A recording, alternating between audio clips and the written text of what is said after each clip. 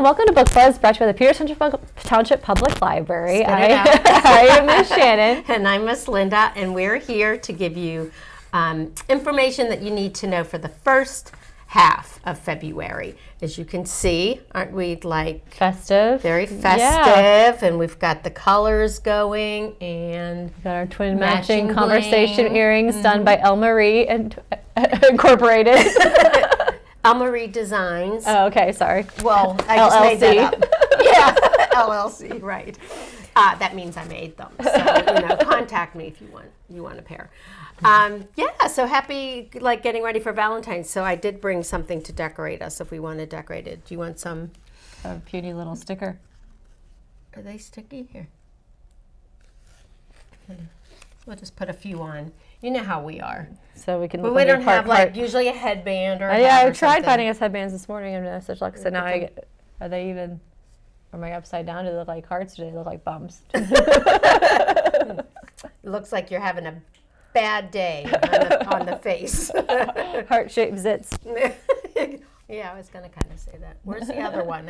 Where is it? Right here. Oh, okay. I didn't want to put it on top or something. Is that right? No, it's still stuck to your Oh, here it is. Oh, all of this just to get decorated. Let's talk. So, is it there? Yeah, it's there. Okay. So do you do anything for Valentine's Day? Well, or gonna? Sort of. I mean, my birthday and my husband's birthday are right leading up to Valentine's Day, so we kind of usually do everything at one time. You do one big? Yeah, we'll go out for one meal. One big. Instead of actually on Valentine's Day, just because also to go out on Valentine's Day can be chaotic. It is, and yeah, I agree with you. Yeah. You can go out any other day of the week, right? But for some, I'm sure the young, it has to be on the day. Yeah. But when you get like a few years older, it doesn't necessarily need to be on that day. Right. So I don't know. Do you have any plans? Not at this point. Yep. Yeah. We'll just see what happens. Honestly, I was going to offer to Beth works, and because she has children at home, I was going to offer to work for her if she wanted to swap. So. Aren't you kind? Little work gabbing. Well, this is still stuck to me. Oh, see? Last year, Lucas and I made Justin a heart-shaped pizza together. That was fun. Oh, that's fun. Yeah. And we had that for dinner. That's really fun. Oh, which is reminding me, heart-shaped pizzas. Yes, I know. We'll see what I'm thinking about? That's where I got mine. Yeah, somebody. But if anybody wants to make us heart-shaped pizza kits, the library staff is waiting. Absolutely. We are there.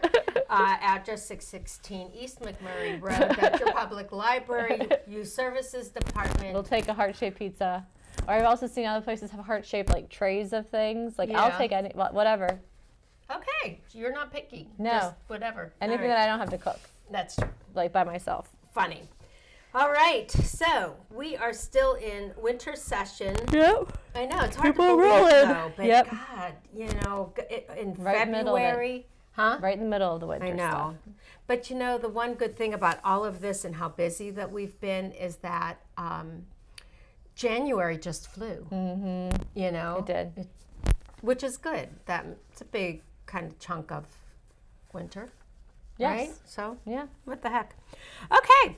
So, our regular programming is back through the beginning of March on Monday, Tuesdays, and Wednesdays. And you're always good at reminding people about the newsletter QR code. Yes. The best thing you can do is to sign up for our newsletter. And if you come into the library, there's a nice QR code. You can just swipe and sign up. But if you're remote right now, you just have to go on our website and sign up for the newsletter. And that is literally the best thing to do as far as getting signed up for these programs. We have told so many people all the time, they call and ask how to register for programs. And the best thing to do is, and they have the QR code right now up on the screen. There you go. Is to register for the newsletter, because as soon as that comes out with the new programs that are coming up that week, they give you a link to register, and bam, you have to be on it because everything fills with waiting lists. Yeah. Bam. Yep. Bam. Yes. Like that word. Was that good? Yeah, well. This is gonna be a fun day. Easily amused. Okay. Read through the alphabet challenge. Yes, this is fun. Yeah. So how are? Okay, I have to go through the books that I've read, but I haven't really started. So it's them. all on Beanstack, which is the app that Yeah. we use for summer reading. So if you already have an account with that, it will already pop up as a challenge you can join. It's for all ages. So I think personally, it's a lot of fun with the kids.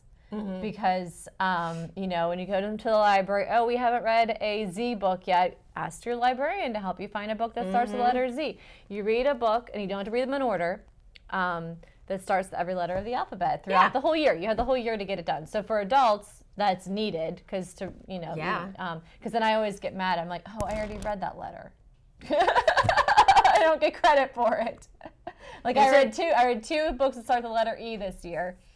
Does it have to be like the letter E at the very first word of the title? Yes. So like Elephant in the Garden was my ebook. Yeah, well, that's my ebook too. Yes. Okay, but if you had your E, you couldn't use the G in And garden. then I read a book called Everything is Okay, Oh, and I was like, oh, I already read an E. okay. So, but if you're doing 1,000 books before kindergarten, you know, it's fun for that. That's true. Yeah. So I've been doing that with Emma. So like if you log your 1,000 books for kindergarten, now that one you can read for that program, that challenge, you can read the same book over and over again. They all count. Yeah.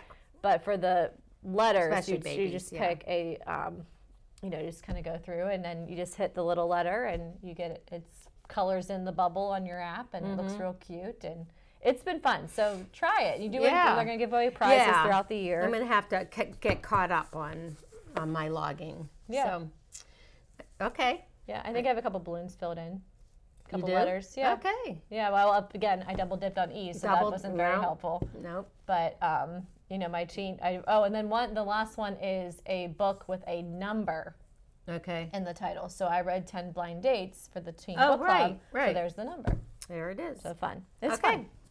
Speaking of Teen Book Club, my Okay. D We're for on the it. year is A Darker Shade of Magic by V.E. Schwab. We're super excited because V.E. Schwab is actually going to be our Novel November author. So Yeah. save the date, begin the first Thursday of November. There's She's some going to be coming teens, yeah. to the Peters Township High School in the evening for a presentation for Novel November. So she's an exciting one to get because she writes for teens. She also writes for middle grade.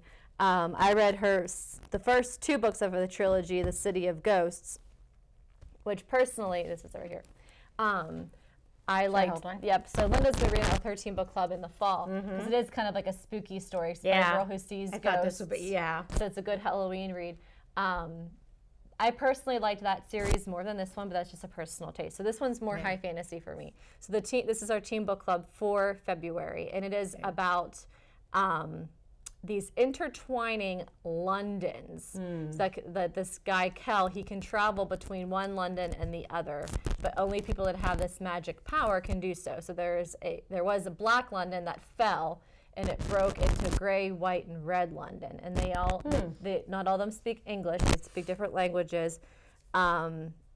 And like gray London is dirty and boring without any magic. Red London has life and magic are very like prestigious, and then White London is being drained of magic because of war, and the rulers of White London are very, very cruel rulers. Wow. And then he comes across this chick Delilah, who's like a thief and kind of on the run, and she somehow travels to the different Londons with him, even though she doesn't have magical powers.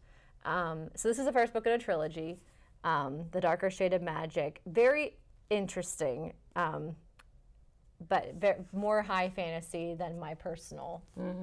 But my teens really enjoy it. So that is our book club for February 4th at 12:30. We'll have free pizza. The teens get a free copy of this book, which would be great because then when you come to see V.E. Schwab at the library, you can get it autographed. Are they all getting one?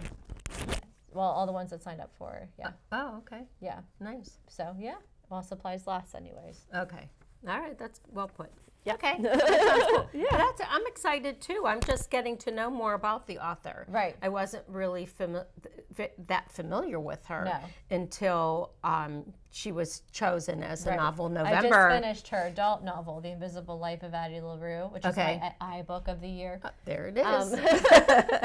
That was my fave, probably the best book I read in a long time. Huh. Big page turner. And then this City of Bones. So she writes as V.E. Yeah. Schwab or Victoria Schwab. She uses the Victoria when she writes for the younger grades. I really enjoyed Interesting. I wonder. Yeah, that's interesting. Yeah. So she, because this book, some people say it's an adult novel, and some people say it's a teen novel. So like our library actually originally had a cataloged adult, but then I ordered copies for the teens because a lot of teens are fans. Okay. So that's kind of nice too when she kind of, because it broadens the audience. Right, of course. Yeah, nice. Oh, that's going to be fun. I look I forward think to. it's a good author choice because of that. Look forward to going through that. Next, I just put Wild Kratts. Wild Kratts is a reoccurring, you'll see it on a reoccurring events, but, and it's once a month on a Wednesday. Bring your lunch, have lunch, enjoy the Wild Kratts. I'm doing Komodo dragons. Oh, fun. Doesn't that sound fun? Mm-hmm. I don't know. I just saw something on it and was like, that would be really fun. Yeah. Let's do Komodo dragons. I love, doing the research for the Wild Kratts and finding cool things for them and puzzles, That's et always cetera, a cool et cetera. one to see at the zoo too, is the Komodo dragon. I know. 'Cause they're bigger than you think. They are. Yeah, they are. So I thought, Komodo dragons. So, Very cool. yep, Wild Krat Wednesdays in, actually on the 8th. Coming up. Yep, at noon. And that's Come and have another your one that lunch. we do with our friends from QED. They've given Yep. us such wonderful resources. And piggybacking off of that, we do our Night with WQED once a month. And then it's usually the second or third Thursday of the month. So this month, it's going to be on the 9th, so the day after Wild Kratts, in the evening. And we're going to do Clifford. So we're going to do Valentine's Day with Clifford. Lots of love with Clifford. Well, so who doesn't love a big red dog for Valentine's Day, that right? was kind of my thought. Yeah. We've done Pinkalicious just a couple times. Yeah. So we're bringing I back think that was a Clifford. good Yeah. idea. Good choice. Yep, and there's cute Clifford Valentine's Day books, so that's all good. Nice. And then our biggest. This is, wait a minute, drum roll. Wow, that was impressive. Thank you. Yeah, practice that. All right. Our biggest news that we're really, really excited about for February is that we are going to be having Iceberg from the Pittsburgh Penguins coming to our library for a meet and greet. We're having a I Love Pittsburgh family event. We're going to have Pittsburgh Bingo, a Pittsburgh story, Pittsburgh games and activities, but the highlight of the event is that you can come and meet Iceberg, the Pittsburgh Penguins mascot, at the library. Registration is required because he's only going to be with us for about an hour before he has to head back to the igloo. Or they're not in an igloo anymore, huh? That's old school. I'm dating myself. Oh, you're on that dating one. yourself. Yeah, that's for sure. That's right. Head back to the arena. But anyway, so we're really, really, really thrilled. We were supposed to have him come in December, so I don't remember if I even talked about that in December, but unfortunately he was snowed out, so he was not able to make it. So now he is coming in February on the 15th in the evening at 6:30. Come meet Iceberg. That is so cool. It's a day after Valentine's Day, so I think that's a nice thing to do. Yeah, there you know, go. bring Take your your Valentine to meet Iceberg. Yeah, I was going to say, bring your loved ones and Yeah, because I think all ages really get excited about that kind Oh, of stuff. absolutely. I go to the Pens games, and I when I hear him banging his drum, Right. to get everybody riled up, I listen. Where And is then he? I spot the sound. And then I look. I always have to look. And Tim will go, "Are you watching the game?" I'm like, "Yeah, but I see Iceberg over there." It's like, And he's so cute. I think he's one of the cuter Yes. mascots. Yeah, So, I think so too. so very excited about that. Yep. Okay. Well, I didn't want to forget to talk about our tween book club. Yeah. Okay, because we're going to talk about it both times. Our tween book club is going to meet on, February 23rd. A little bit in advance because we give you we want you to read the books before you come to the club, of course. This month, I just thought it was for Valentine's, The Lonely Heart of Maybelle Lane. And Maybelle Lane is actually the name of the girl in here. And she's 11 years old, and she's been collecting sounds her whole life. Sounds. But her favorite by far is the sound of her father's warm laugh, saved on an old phone's voicemail recording. Aww. It's all she knows of him, really. But now, I know, don't stop. God, Linda. I know. Oh, so much for Valentine's Day, huh? But now, somehow, that laugh is on the radio, his laugh. And when her father announces that he'll be judging a singing he's still around. Oh, okay. Singing contest in Nashville, Maybelle impulsively signs up. She just knows that if she can stand in front of her father and sing her heart out, he'll have to love her, won't he? Oh, that's sad. All right, now we're back to sad. Okay, the road to Nashville. I'm sorry, Maybelle. So she collects sounds through like recordings. Yeah. Okay. Like saving them, like if you save a cool. message or something. The road to Nashville is littered with bumps and sudden bends, but that's the thing with journeys of the heart. You may find more than you went looking for. Sounds like a good one. Lyrical and full of heart. You really do pick good ones for that book club. I mean, I read The Elephant in the Garden last month, and I loved that so much. It's probably one of the best books I've read. But I'm telling you. That was a really, really, really good one. Yeah. And I actually brought it up at my adult book club, too. Did you? Mm-hmm. Yeah. Thank you. But no, that's cute. And the collecting the sounds, there was a couple years ago, I read this article about sounds that are extinct. Like sounds you really won't hear anymore. Like the example would be, this, and our kids that are filming us won't know this sound, so this is an example of how it's extinct, is dial-up internet. Remember that? Like when you pick up the phone and someone's online? Yeah. Yeah. That's Anybody an extinct, know that? Yeah. No, they wouldn't. That's an extinct sound. Isn't that funny?